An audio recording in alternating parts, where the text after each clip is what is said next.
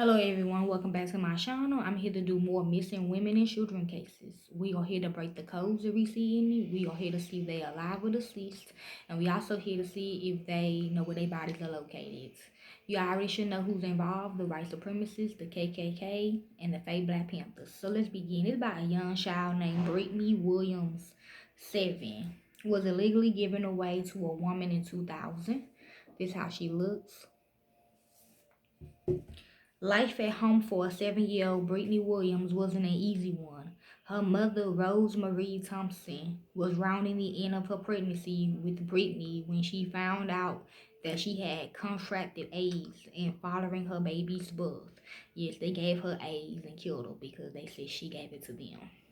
They did have the baby trafficked. They did have the baby selling her body. It was confirmed that little Brittany too had the disease. After entering the world, baby Brittany was shuffled from one foster home to another, and not long before she passed away in 1996.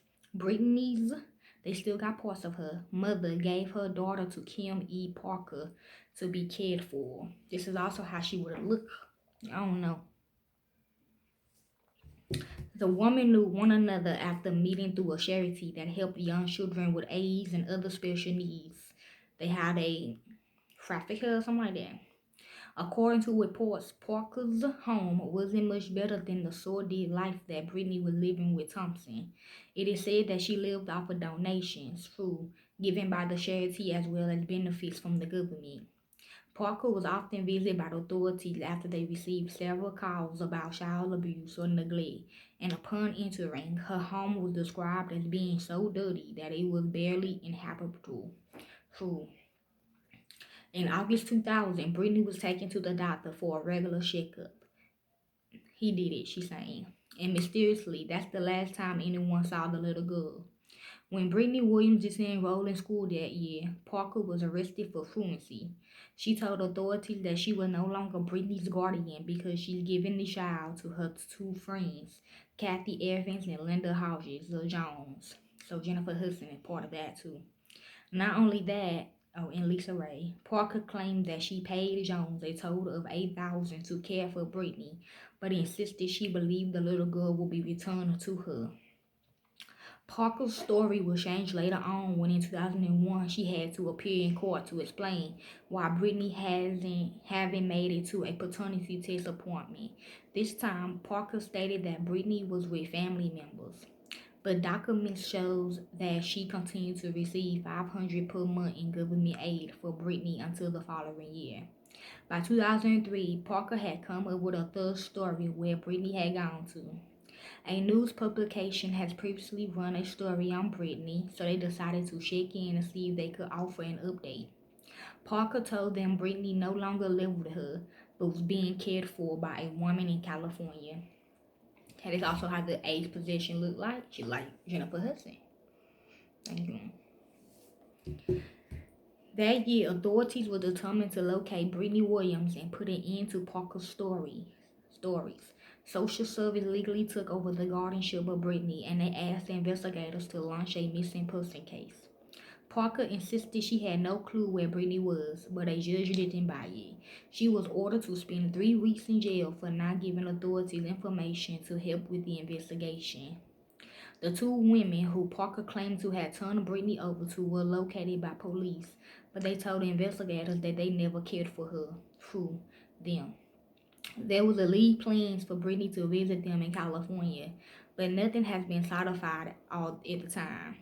When they found out that she was missing, they joined the calls to locate the missing girl.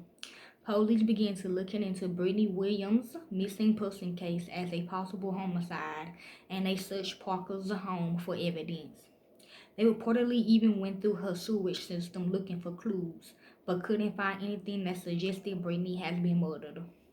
Meanwhile, in 2003, Parker was hit with multiple charges including mail fraud, wire fraud, and medical assistant payment fraud for collecting money when Brittany wasn't in her care.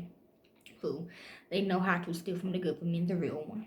She was sentenced to 8 years in prison and receiving an additional 2 years on charges of Medicaid fraud. Due to Brittany's health, it's believed that she's no longer alive. Her government documents and identification have not been loosed since she disappeared. She is saying Hitler got something to do with it too. This is also how she would have looked it. At the time of her disappearance, Brittany Williams stood 3 feet 8 inches tall and weighed 65 pounds. She had black, dark brown hair and brown eyes. She is biracial and has a light complexion. Brittany has chicken pox scars on her face and a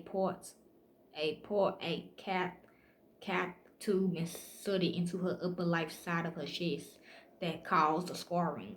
They did that to her.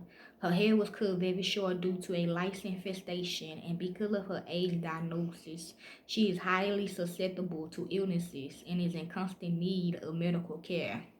Her middle name is Renee, Renee, so she ain't got something to do with it. Brittany will be 27 years old at the time of this publication. Anyone with information about this case is urged to contact the Henrico County Police Division at 804-501-4000 or their local authorities. Her agency case number is 0301291111. Please share this story by Brittany Williams to help reignite an investigation into her case. She is our sister and her life matters. So if y'all like to help with this case, y'all can. I don't do it for the fame or the money. I do it because it's what I love to do. Okay?